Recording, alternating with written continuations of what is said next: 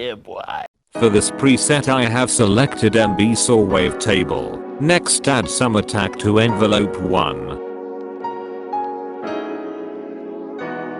No sustain, slight less decay.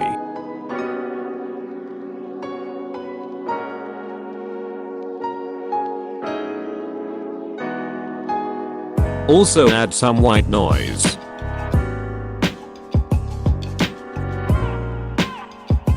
For this one I have chosen bright white.